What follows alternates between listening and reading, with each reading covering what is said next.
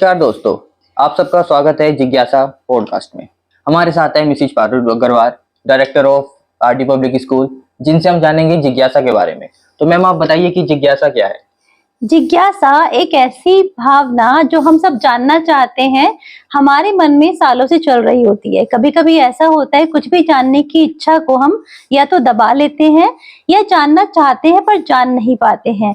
उसी मन के भाव को शांत करने के लिए हमने एक पॉडकास्ट शुरू किया है जिसका हमने नाम रखा है जिज्ञासा। बहुत बढ़िया।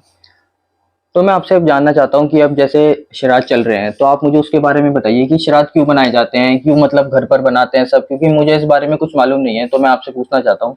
बहुत अच्छा तुषार, अब क्योंकि आप यंग जनरेशन से बिलोंग करते हैं, बहुत छोटे हैं आप अभी, और मुझे ऐसा लगता है आप ही नहीं, इस हिंदुस्तान में हम सब श्राद्ध तो मना रहे हैं, पितृपक्ष मना तो सब रहे हैं, पर जो आपकी जनरेशन है या फिर हम ये कहें आपसे एक पहली जनरेशन भी, सब लोग फॉलो कर रहे हैं, पर उसके पीछे क्या रहस्य है, हम क्यों करते हैं, उसके जानने की जिज्ञासा सबकी शांत हो गई है, क्योंकि हमने विश्वास कर लिया है कि हम उसको बस कर रहे हैं क्योंकि हमारे बड़ों ने कहा है।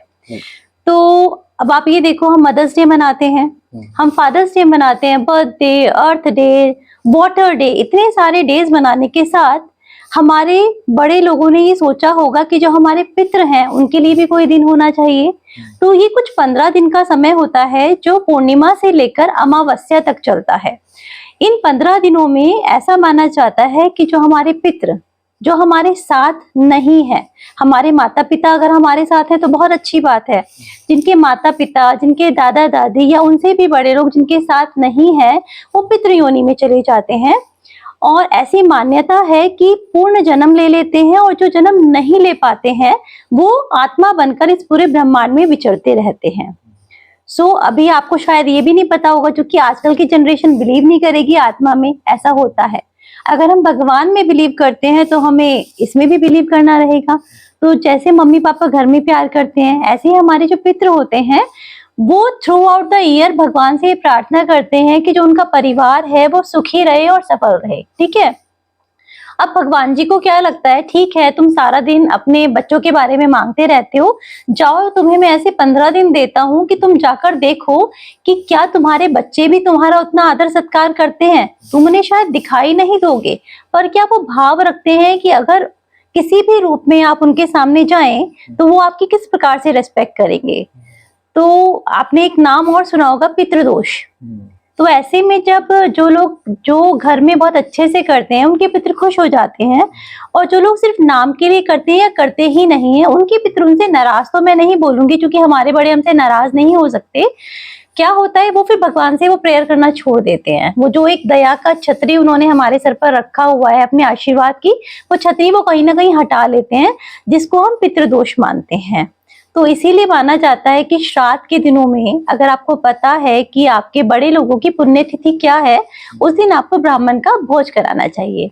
और बताइए, और क्या जानना चाहते हैं आप? आपने मुझे इतना कुछ बताया जो मुझे नहीं पता था।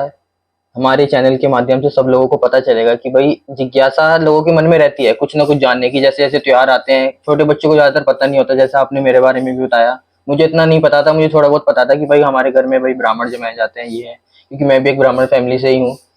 तो मुझे बहुत अच्छा लगा आपसे जानकर, बहुत ज्यादा जिज्ञासा और भी होगी, इसी तरह की हम और वीडियोस भी जो है। अभी मैं इसमें आपको एक और चीज ऐड करती हूँ कि किस तरीके से, देखो ऐसा नहीं है मुझे पहले से ही सब कुछ पता है, मैंने भी अभी जाना, और उसके बाद जो ये श्राद्ध करने की जो मेरी भावना है वो बिल्कुल चेंज हो गई। श्राद्ध में क्या होता है, हम ब्राह्मण को खाना जिमाते हैं, और ऐसा माना जाता है कि योनियां होती हैं अलग अलग, जिसमें शाकाहारी जिसमें हम गौ माता का खाना निकालते हैं, मांसाहारी जिसमें हम कुत्ते का खाना निकालते हैं, चींटी जो कि इंसेक्ट छोटे मोटे कीड़े पकौड़ों के रूप में जानी जाती है, हम चींटी का भोजन निकालते हैं, और हम कौवे चिड़िया के रूप में। तो हमारी ऐसी मान्यता है कि या तो हमारे पितृ या तो वो मनुष्य योनि में ब्राह्मण बनकर, कुत्ते की योनि में अगर वो मांसाहारी हैं, गाय की योनि में अगर वो शाकाहारी हैं, कौवे की योनि में अगर वो किसी पक्षी के रूप में है, और चींटी की योनि में अगर वो कोई भी कीड़े मकोड़े बने हैं, तो इन सबको हम छोटा सा अंश भोजन का देकर यही प्रार्थना करते हैं कि जो हमारे पितृ हैं वो सब हमसे प्रसन्न हो और इस प्रसाद को ग्रहण करें। एक और चीज जिनको नहीं पता है कि हमारे पितरों की पुण्यतिथि कब है, तो जो लास्ट डे होता है पितृ अमावस्या का, उसको बोलते हैं सर्व पितृ अमावस्या। जिसको कुछ भी नहीं पता है वो सिर्फ इतना करे कि उस दिन में खाना बनाए, अच्छा अपना फेवरेट खाना जो उसको पसंद है, और वो या तो गौ माता को या किसी भी ब्राह्मण को दे दे। इतना भी नहीं कर सकते हैं अगर आप बाहर फॉरेन कंट्रीज में रह रहे हैं, तो आप क्या करें कि कुछ भी इन 15 डेज के ड्यूरेशन में मन में ऐसी फीलिंग रखकर कि हमारे जो भी पूर्वज हैं या हम जिनके बच्चे हैं उनके नाम पर कोई भी छोटा मोटा दान कर दें। तो जो हमारे पितृ हैं या हमारे भगवान हैं वो सिर्फ हमारी भावनाओं के भूखे हैं, उन्हें सिर्फ ये जानना है कि हमारी फीलिंग्स क्या हैं, तो वो प्रसन्न हो जाते हैं। तो श्राद्ध के दिनों में अगर हम इतना भी करते हैं तो मुझे ऐसा लगता है कि जैसे हमारे पितरों की जो दया है या उनकी जो हमारे ऊपर कृपा बनी हुई है वो हमेशा बनी रहेगी।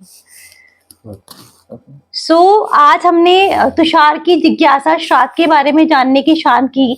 बहुत जल्दी आपसे मिलते हैं एक और नई जिज्ञासा के साथ। आप सभी को हमारा प्यार भरा नमस्कार। धन्यवाद।